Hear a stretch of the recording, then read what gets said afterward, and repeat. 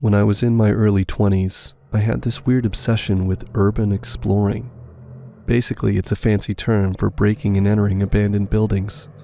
Usually, it was either for the thrill or the photography opportunities that lay behind the gates that kept the public out. I live in the South, so there's never been a shortage of abandoned places near me. We have funeral homes, plantation homes, hospitals, and everything in between. One of those places just so happened to be a local mall. That mall was a place where everyone went to see Santa or pick up school clothes. I even have a few memories there. Obviously, when they shut it down, it remained untouched for years. By the time we were of age to go exploring, the mall had sat empty for nearly 8 years. We had been itching to see what was inside for months before we managed to finally set out with a plan. The mall itself was nothing spectacular, just 2 stories and a basement garage. It sat in the middle of an old shopping district where only 2 or 3 shops still thrived. Growing up there, we knew that security was around the mall, but usually not inside. Once you made it inside, the only thing you had to worry about were squatters or any other unknown persons with malicious intent that lurked in the darkness. We spent weeks planning the perfect execution of our plan, plotting for any hiccups. We thought we were thorough, but we clearly did not plan for every hiccup out there. It was a fall night when we made it out there. I remember because it got dark earlier than it does when it's summer here. Surprisingly, all 4 of our friend group made it out there that night, which was very rare. As we drove up, we were all giddy. We took care to park further away than usual to avoid bringing any attention our way. We went through our checklist and made sure we had everything. Most people take weapons, but we weren't too fond of the idea.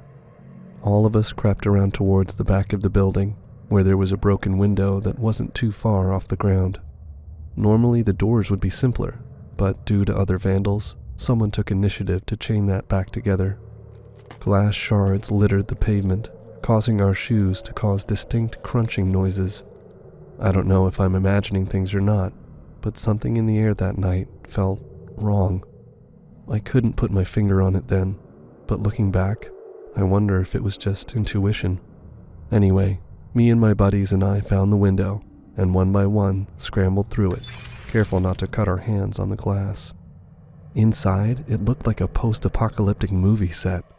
Some stores had their gates drawn down, some of them were up, and some of them lay in rusted heaps on the floor. Some stores still had posters that were torn and tattered laying around. It gave us all an eerie sense of foreboding, because in some spots, it looked like people just left one day and didn't come back. Trash was thrown around, graffiti littered the walls, and ratty sleeping bags were sporadically placed around. Once we all made it inside, we figured it was best to stick together. Being young and dumb, we naturally wanted to go check out the basement below the mall, where they kept excess stock. Something about going where nobody was allowed when it was in business. I'm pretty sure it had some creepy ghost stories attached to it as well. We started our venture down the steps and landed in a cavernous room that echoed in every direction. The only light we had was the flashlights we brought along. Even with those, you could only see maybe 3 feet in front of you. It still left a vast area of darkness beyond reach. We began to walk around and explore our surroundings, taking in the satanic graffiti teens love to paint. As a group, we continued to talk amongst ourselves when we heard distinct echoes of footsteps ahead of us. Not shuffles, but steps. The sound reverberated off the concrete walls, making it sound like we were stuck in an IMAX dome. Trying to not think about it too much, we pushed it to the back of our minds and pushed on. It didn't take long for another sound of footsteps to pierce through the silence, this time behind us. We all froze, and our flashlights went every direction, just looking for the source. There was something unsettling about knowing that something sees you, but you can't see it. Not wanting to push our luck, it was a mutual agreement to turn and head back upstairs. At least upstairs we were closer to an exit if we needed one. You would think that would be it, but it got progressively weirder. Making it back to the steps, we stood at the bottom while everyone made their way over. It was fine, until we heard the door at the top of the steps open and close. Before the door could close completely, we heard this menacing cackle. It wasn't a laugh. This was something else. It reminded me of when a clown laughs in some B-rated horror flick. The only thing I could picture was someone with an unnatural smile painted from ear to ear. As a group, we didn't know what to do except walk up the steps. Staying in the basement wasn't an option. Gathering whatever courage we could muster, the guys led the way up the stairs, most of us holding our flashlights like they were clubs. The two girls who tagged along held onto each other in silence. At the top of the steps, we eased the door back and peeked around to make sure there wasn't going to be some form of ambush.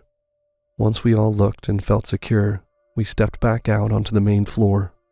My buddy, Lee, assumed that it was just someone playing a prank and insisted we look around a little bit more, not knowing when we would make it back. None of us were thrilled, but we knew he had a point. Our nerves were on edge the rest of the time while we navigated from room to room. The last section we explored ended up being an old Sears. There was a small opening in the metal gate that was lowered, so we slipped through. We took our time navigating the old store and examining the mannequins that were left over. We almost forgot the entire incident from before, until another noise caused everyone to stop and look towards the entrance. It was the gate, being rattled hard. When the lights hit it, we were greeted by a man who was clasping the bars and whispering something along the lines of, "They're here, and they're coming for you." Then, as soon as he said what he needed to say, he bolted back into the dark hallways. None of us could explain what we just saw. We didn't attempt to. We just ran as fast as we could. When we vaulted back out of the window, we didn't care if we cut our hands. Back in the safety of our cars, we sat in stunned silence. It wasn't until Lee opened his phone that we understood what happened. Our phones didn't have service inside of the building, which is why we weren't getting any alerts. Come to find out, a patient had gotten free during recreational time at a local mental health facility. It wasn't right next door, but by the way of the woods, you could get there in less than 30 minutes. They later found the man in that mall, hiding in a stairwell. That was the end of our urban exploring days. After that, we were too spooked to go anywhere near abandoned areas. They eventually tore down the mall since it was becoming too much of a hazard. I can't say I miss it much. When I was a freshman in high school, I made friends with the troublemakers of the school. They didn't do anything illegal, but they did like playing pranks on the public. To be a part of this group, you had to do a dare of their choosing. My best friend had done her dare at the start of the semester, but I was kind of shy back then, and I pushed mine back as far as I could. It was a few days before Halloween, and my best friend and I were invited by the group to go to the mall to get costumes. We did the normal things teenagers do. We ate mall food, talked about how much we hated our teachers, and caused as much chaos in every store we went into, until either they all got bored or the manager kicked us out. When we finally went into the costume shop, I was finally relaxing and enjoying myself when the leader of the group pointed something out in the shop that stopped us all in our tracks. A clown. There was a clown in the middle of the shop, making balloon animals for the kids who stopped to say hi. I overheard one of the kids' mothers explaining that the mall hired that clown every year to draw more attention to the shop during the holiday season, because everyone loved clowns, especially kids. Wrong. I was absolutely terrified of clowns. I asked to leave the store as soon as we saw him, but my friend just laughed me off and told the whole group about my childhood fear. And the leader of the group, seeing the golden opportunity, told me I had to complete my dare to really be one of them. She whispered into my ear the dare, and, knowing I would be made fun of mercilessly if I chickened out, I decided to just do it. I mean, how bad could it really go? So I went up to the clown, and he very kindly smiled at me and told me his name was Happy, because of course it was. He then asked me what animal I wanted and what color. Robotically and shaking with nerves, I uttered that I wanted a small pink dog. The clown smiled and then got to work making it. When it was done, he handed it over to me, looking so, well, happy. He seemed like a nice man, which made my fear of clowns lessen, but didn't lessen the fear of doing the dare. Then, I took out a bobby pin in my hair and popped the balloon he just so kindly made for me. My friends were laughing and hooting and hollering at me from behind, heckling the clown and saying some not-so-kind things. But all I could pay attention to was the look the clown gave me when I popped the balloon. His smile slowly slid from his face, and his eyes, which were once full of light and humor, turned dark and sinister. He then whispered 5 words I would never forget. "You shouldn't have done that." Terrified, I ran back to my group and I made them leave. And we did.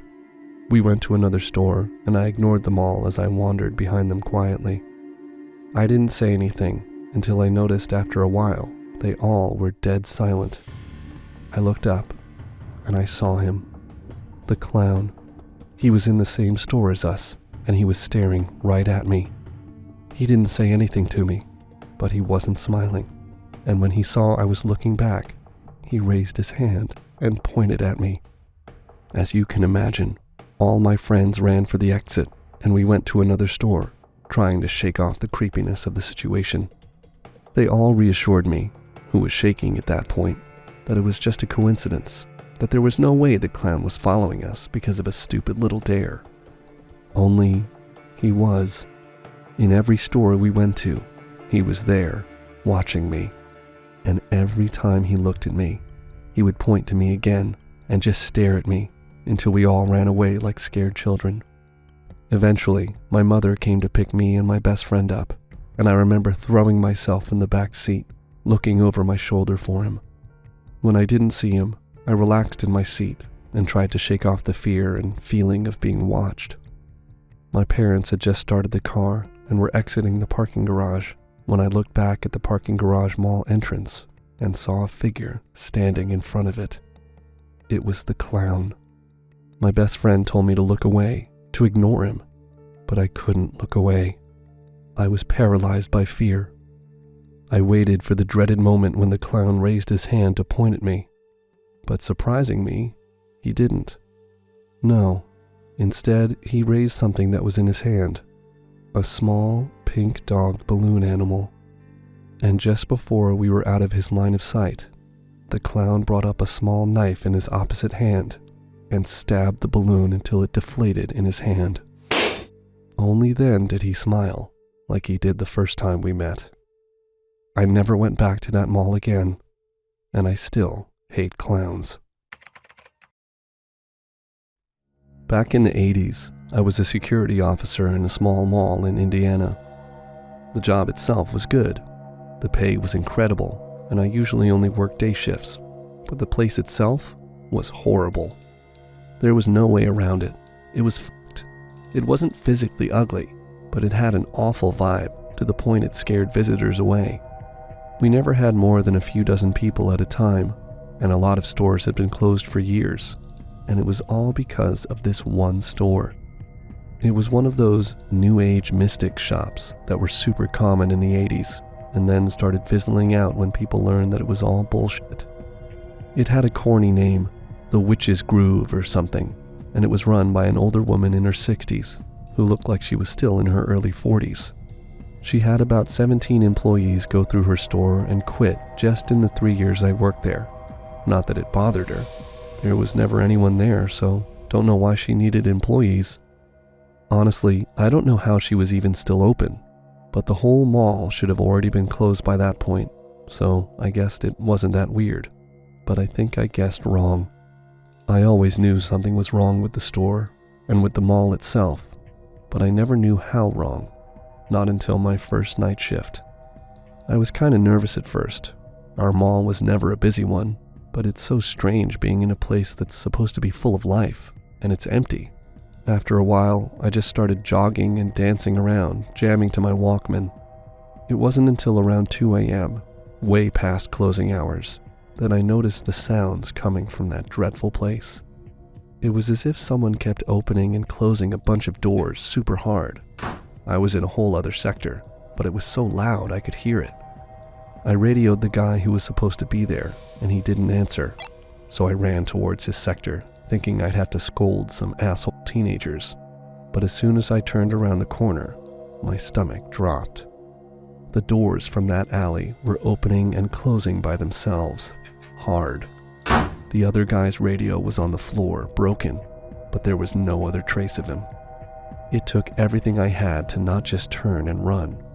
And honestly, I probably would have done just that if my radio didn't start blasting with other officers asking what the hell was going on. There were 2 other security officers in the mall that night, so I radioed them and told them what was happening and to come quickly, and that the guy responsible for this sector was missing. I accused them of trying to prank me and told them it wasn't funny, but none of them laughed or owned up to it. They said they were coming over to check on it with me. I stood there for maybe 2 minutes as the doors slowly stopped opening and closing. By the time they arrived, the doors had stopped and stayed closed, except for the Witch's Groove. Its doors were wide open. Mike and Sully looked at me and then inspected the broken radio. They had some back and forth about calling the cops. Then they asked me what exactly I had seen. When I explained what happened with the doors, they looked at me and sighed, and one of the guards named Sully told me to leave. I just kind of stared at him confused and asked why. "We're gonna call Rebecca and make sure the store's safe before closing it for her.